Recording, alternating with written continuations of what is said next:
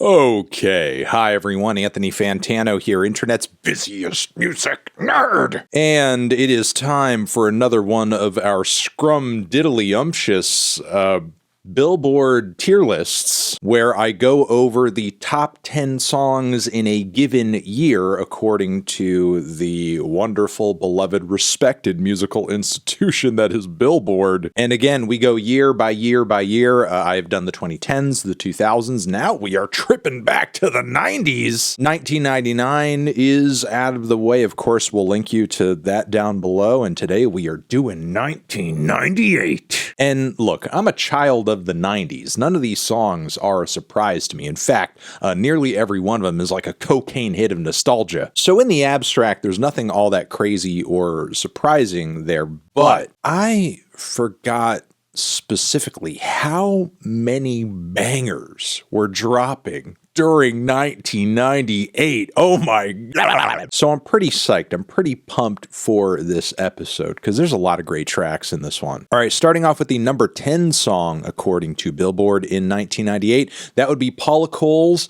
I Don't Want to Wait for Our Lives to Be Over. I mean, honestly, it's a bop. It's a great tune. It's a great song. In the grander scheme of 90s female moody piano songbirds, Paula Cole doesn't necessarily come out on top. She doesn't have the strongest catalog. She did not have the most distinct vocal or writing style of this era, this style of artists. People like Tori Amos as well as Fiona Apple are like, really the cream of the crop who rose to the top when it comes to that sound broadly. But that doesn't take away from the fact that in this particular instance, Paula Cole wrote a great one. The production is more or less okay on the track, but the vocal performance is solid and really the selling point of the song, especially during this super dramatic, impassioned bridge. And I don't want to do what his father. Paula just going in. And for anybody who existed during this era, I'm sure this track is a bit of a double dose of nostalgia for you, not just because of how popular it was on music television, on the radio, but in addition to that, it was also the theme song to frickin' Dawson's Creek. So like you also couldn't escape it on TV and in television promos. So yeah, stellar track, stellar performance all around, fellow New Englander too. Respect to Paula Cole on this one. It's a great tune. It's a great ballad. We're going to throw it all the way up there in the A section. All right, number 9, according to Billboard this year, is Usher's Nice and Slow, which, in typical Usher fashion, is just kind of, one of these lengthy, sexual, lyrically descriptive musical diatribes that's not so much song as much as it is mood and narrative. The vocal performance is solid, but the production is very skeletal, flat, and bland as hell. Again, I'm impressed with what Usher has pulled off vocally on this track, for sure. But as far as a song and an overall experience, I'm not really all that into it. He's had better tunes. He's had better tracks. It's by no means unlistenable, but I feel like it only works within a very specific kind of vibe and context. I'm feeling probably a C-row placement on this one. Bam. Okay, a bit of massive cultural history attached to this next one. That would be the 1997 version of Elton John's Candle in the Wind, which is a retooled version of his classic 70s ballad about Marilyn Monroe, but it's obviously reframed in reaction to the passing of Princess Diana, which I very vividly remember was just a moment, just a huge moment across mainstream media in the West. I imagine more broadly as well. It was a shock to a lot of people. It was just nonstop news coverage and talk all the time just about how tragic her sudden passing was. And I can't really think of a UK singer-songwriter who would have been more apt to take on this topic in song than Elton John. And carrying this over into an already beloved song just kind of made absolute sense. Now, I will say, as far as like personal preferences go, I obviously would rather listen to the original. I think instrumentally, recording-wise, it's by far the superior version, but the more somber, less punchy delivery of this 1997 version of the track is nice in its own way, and I love Elton's, obvious lyrical switch-ups to reference Princess Diana directly. Obviously, important track reflective of a touchstone moment, feeling a B on this one, just mostly because I just prefer the older version. Okay, actually pretty excited about this next one. Casey and JoJo, All My Life. This is by far and away one of the greatest R&B love songs and anthems of all time. Pretty much flawless in just about every way that you could imagine, from the serene, idyllic, vibey, groovy instrumentation, to the vocal harmonies, to the leads, to the verses popping just as hard as the choruses, to the lyrics, and just, God, the way it explodes on the hook.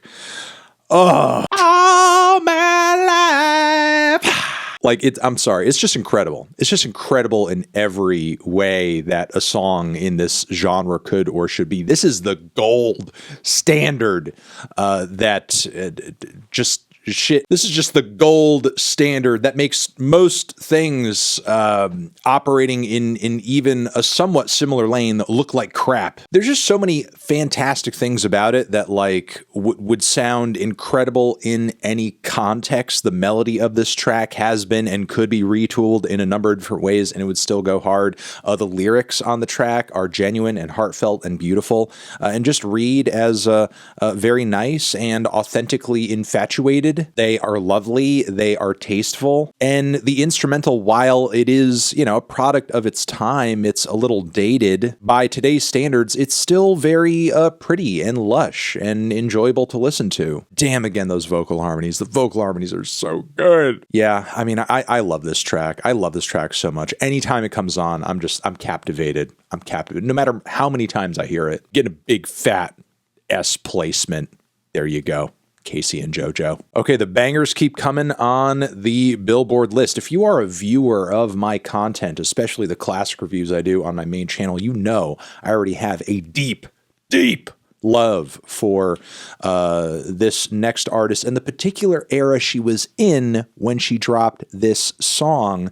That would be Miss Janet Jackson. Together Again, Velvet Rope. Yeah, baby! One of the greatest pop records of the 90s, hands down. This is one of the greatest pop and dance pop singles of the 90s, hands down. Awesome, danceable, driving grooves you get lost in, mystical, pretty, heavenly synths, a lovely, beautiful, and in fact, touching sentiment coming off of the lyrics, Janet reflecting on friends, lives who were lost, specifically during the AIDS epidemic. Every moment of this track is gorgeous and enthralling. It's just an amazing single all around. Feeling like this one's got to go in the S row too. Okay, next on the Billboard list, top songs of 1998 at number 5 is LeAnn Rimes' How Do I Dream Without You? How do I live? Ever survive? It's a solid tune, solid ballad. Good track. Great melodies throughout the chorus section. Pretty production all around. I will say, even though I have a lot of love for this track, it does suffer a smidge from underwhelming verse syndrome. It's holding a lot back in comparison to the choruses, which are just far more interesting. But outside of that, I love the lyrics. Think the production is solid. Again, and those choruses go hard as hell. It's just a beautiful tune all around. I'm just not quite as blown away by it as some of the other tracks on here. I'll throw this over in the B row. It's good. It's respectable. It's likable. Some of those same criticisms also kind of carry over onto this Savage Garden classic. I want to stand with you on a mountain Beautiful, entrancing vocals, solid chorus. Production's a little dated and washed out. Verses, they're all right. I wish it was a bit bolder, had a bit more bite to it, but I do think still it is a lovely tune all around, even if... God, the cover art on this thing. It is a little too melodramatic and I think takes itself maybe more seriously than it should, too. We could throw this over in the B row too. All right, this next one is a banger in my opinion as well. It's an interesting bit of a full circle moment because we really do live in an era of pop country crossovers at the moment. And that was certainly true of the 90s. There were a lot of those during that time period, more than I would say in the 2000s and the 2010s. I feel like we're kind of going through another renaissance of that. But, this song over here serves as a reminder of, that very thing. That is Shania Twain's You're Still the One. Shania, again, being one of these singers and songwriters that, she had a general singer-songwriter appeal and a pop appeal, but a bit of a country appeal too, which she surprisingly pulled off as a Canadian from Ontario of all places. But yeah, You're Still the One all around is a great love song and ballad with stunning instrumentation, fantastic verses, fantastic choruses. She paints an amazing picture of the romantic dynamic between her and her partner at the time who she was singing about. So yeah, to put it bluntly, I think this is one of the best love songs of the 90s, and I think one of the best pop and country blends of that era as well. And one of Shania Twain's greatest songs too. Highly influential, very well written, and I can't say enough nice things about it. We're going to put it up in the S row. Boom. Okay, we have another fun classic in this list. Banger. The Boy Is Mine. It's Brandy. It's Monica in a head-to-head fighting over a man. Which honestly, kind of whack, but I still like the story and I still like the camp of the song. That at least is still very much fun. Brandy and Monica, not the strongest vocalists in R&B, but there's still, a cool chemistry and narrative dynamic between the both of them that makes the song interesting, obviously. There is a cattiness about it that these days really sort of turns me off. Again, like, what the hell could possibly be so great about this guy that it's even worth making this song? With that being said, it's still a fun tune.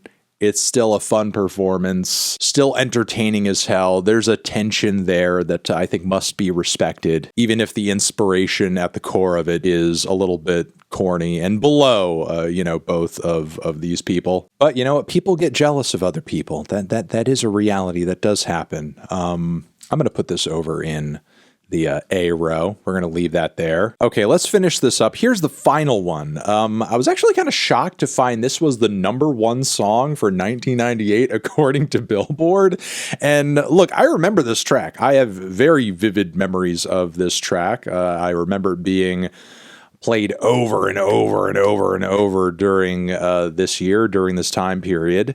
It is the next song, Too Close. Now, this is a track that is not spun as often today as it was back then. And it's because this track served a very specific purpose during the time period when it came out. This particular tune, this was the track that you wanted to play if you wanted to be horny on Maine before being horny on Maine was a thing. Like, the fact that this track got as popular as it did, especially with people my age at the time, with it being as horny, openly, just broadly in your face horny as it was, it is just funny to me. We were really on something else during that time. But, we didn't have the internet.